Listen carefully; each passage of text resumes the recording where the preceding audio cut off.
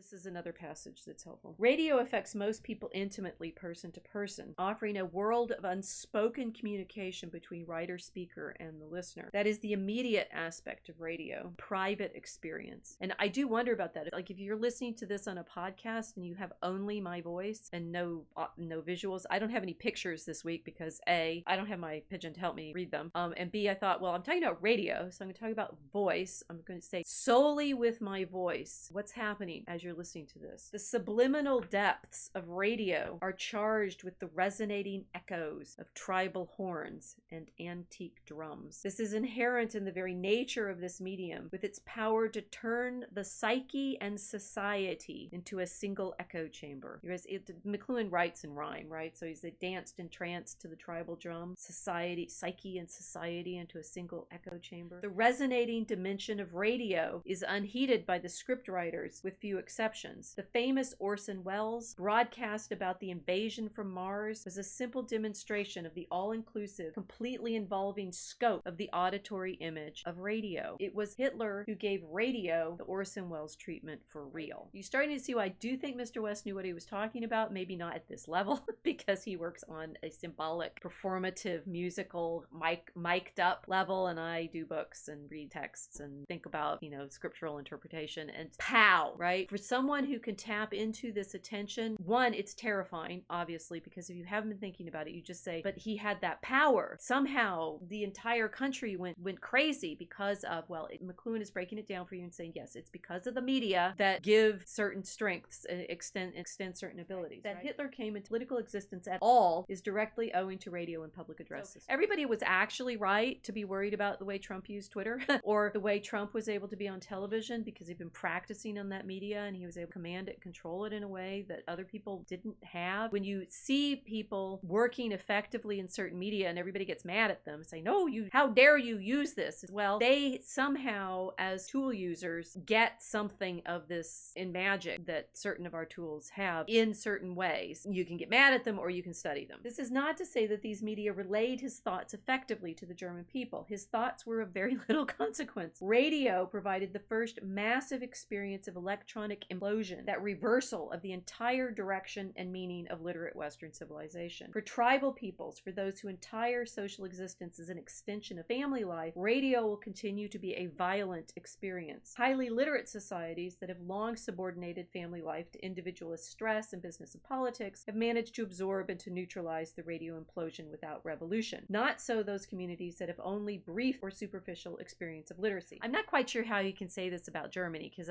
they did invent the printing press, so we need to think about this and whether or not this actually applies. But I think the feeling of how did this entire country turn like that, something to do with the way in which the broadcast media was effective. Well, it's more than just the fact of the monopoly. There's a Sauron level of terror in the feeling of being under the control of this media. He's claiming, for example, just prior to 1914, the Germans had become obsessed with menace of encirclement. Their neighbors had all developed elaborate railway systems that facilitated mobilization of manpower resources. Encirclement is a highly visual image that had great novelty for this newly industrialized nation. Well, it is true that Germany is behind England in industrial development, and for example, when Engels is visiting Manchester and reporting on the conditions of the English working class in the 40s, he's writing to his father's fellow factory owners in Germany, and they're a bit behind in extension. I don't know, it's making me wonder more about the details of modern history, but with this power of attending to the medial environment. In the 1930s, by contrast, the German obsession was with Lebensraum. This is not a visual concern at all. It is the claustrophobia engendered by the radio implosion and compression of space. The German defeat had thrust them back from visual obsession into brooding upon the resonating Africa within. Tribal drums, right? The tribal past has never ceased to be a reality for the German psyche. Radio is provided with its cloak of invisibility like any other medium. It comes to us ostensibly with person-to-person directness that is private and intimate, while in more urgent fact it is really a subliminal echo chamber, power to touch remote and forgotten chords. All technological extensions of ourselves must be numb and subliminal, else we could not endure the leverage exerted upon us by such extension. In the internet context, we do feel ourselves going mad to a certain extent, and you could feel the sense of everything being sped up all the time now, because the internet never sleeps and the text messages feed each other, and you go to sleep and you wake up and there's a whole new flood of things to pay attention to and you're never caught up and you'd sleep. So I think in our digital moment we can appreciate associate this feeling. People described in the Victorian period in the 19th century with just railways and going 20 miles an hour. And now we go 200 miles, 500 miles an hour and think it, quote, normal. We're numb to the effect. Incarnation is terrifying. So in Words in Fact, it's really a subliminal echo chamber of magical power to touch remote and forgotten chords. All technological extensions of ourselves must be numb and subliminal, else we could not endure the leverage exerted upon us by such extension. Even more than telephone or telegraph, radio is that extension of the central nervous system that is matched only by human speech itself. Is it not worthy of our meditation that radio should be specially attuned to that primitive extension of our central nervous system, that aboriginal mass medium, the vernacular tongue? The crossing of those two most intimate and potent of human technologies, radio and the vernacular, could not possibly have failed to provide some extraordinary new shapes for human experience. So it proved with Hitler, the somnambulist. But does the detribalized and literate West imagine that it has earned immunity to the tribal magic of radio as a permanent possession? Our teenagers in the 1950s began to manifest many of the tribal stigmata. He's meditated elsewhere on the way in which the youth of the day, right, the 50s and 60s, are caught up in this tribal experience. I mean, it's like Woodstock, definitely tribal in the folk sense. I mean, he means it in the family extension. I mean, I think also of, I'm old enough to have been a wannabe hippie college in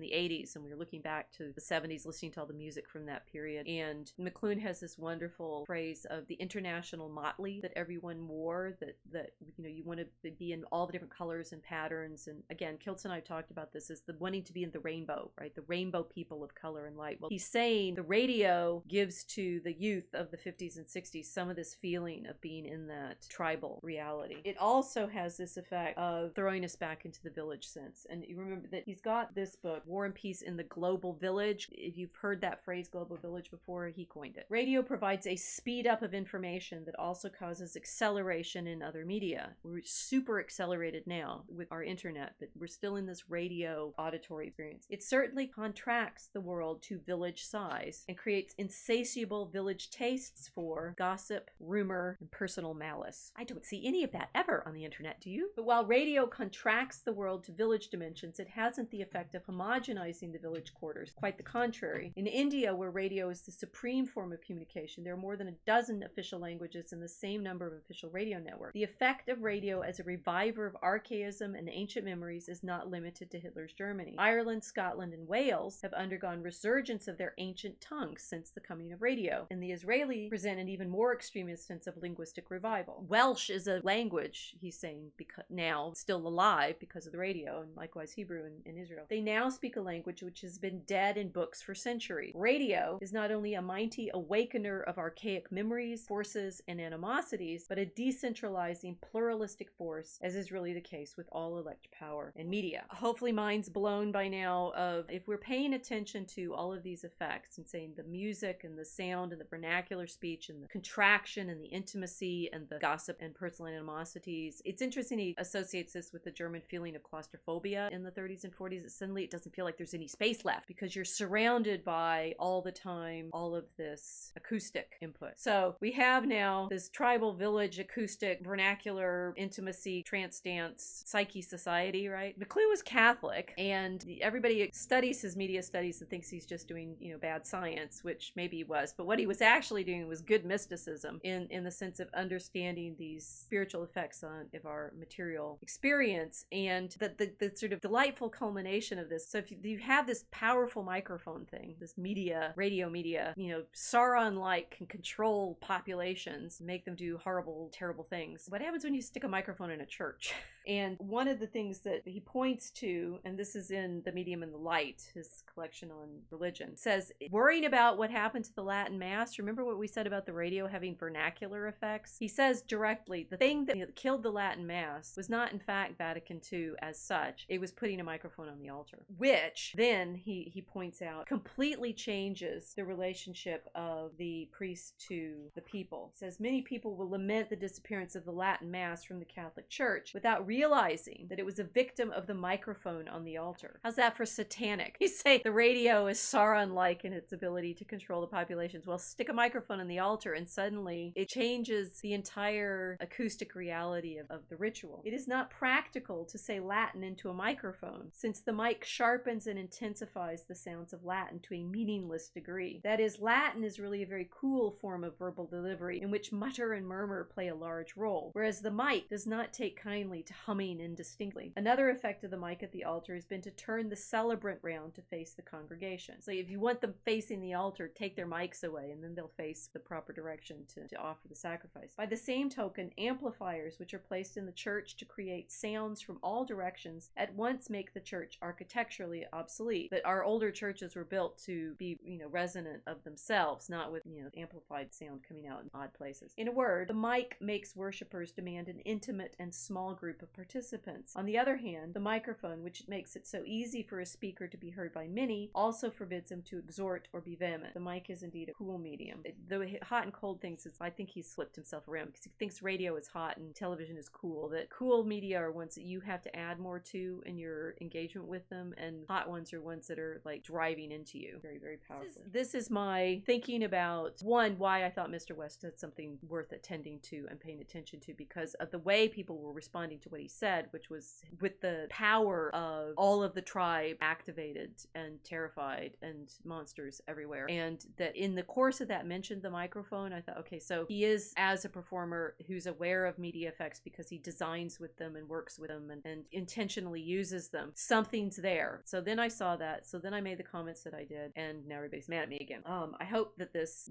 gives some context for that, and that when I said we were in it, I didn't mean we were the good guys. I meant we need to be aware of the power of these amplifiers, because if we're not, then the never again is not going to be very helpful, because it's going to happen again. And I do think it's not wrong to have paid attention in the last several years to the way in which that Saronic imposition of a reality that if you walked outside in the sunshine was not there, yet captured everyone and drew us into what I think people are appropriately recognizing as the moment of war. We didn't notice, and I hope now maybe you're listening and you didn't agree with me before, you have a little bit better appreciation where I was going, and that this kind of media meditation is necessary for us to survive in the complexity of the media environment that we're now inhabiting. In this context, it's saying we often don't pay enough attention to our auditory. Very, very visual. We're looking at screens all the time. The auditory is having a bigger effect than we're appreciating. And of course, my other favorite character, I've brought all my favorite characters in, Tolkien and McLuhan and now T.S. Eliot, whom McLuhan cites here at the beginning, saying, "The Bible Belt is oral territory and therefore despised by the literati. The resolution of this paradox depends on noticing that literate culture has, since Flaubert and the symbolists, itself become structured by oral factors. At instant speeds of information, all structures partake of an acoustic dimension. For auditory space means hearing from all directions at once, involving many levels of awareness." Right? Many levels of awareness. The matter has been memorably put in T.S. Eliot's description of, quote, the auditory imagination. And this is quoting from Eliot, essay of Matthew Arnold. "What I call the auditory imagination is the feeling for syllable and rhythm, penetrating far below the conscious levels of thought and feeling, invigorating every word, sinking to the most primitive and forgotten, returning to the origin and bringing something back, seeking the beginning and the end. Works through meanings, certainly, or not without meanings in the ordinary sense, and fuses the old and obliterated, and the trite, the current, and the new, and the surprising, the most ancient and the most civilized mentality." Of course, I could keep reading McLuhan because it goes on. That's why we're writing poetry on Dragon Common Room. That's why T.S. Eliot is one of my favorite authors. That's why we're trying to, into the internet, into this auditory, radio-like extension of our vernacular speech, the tongue,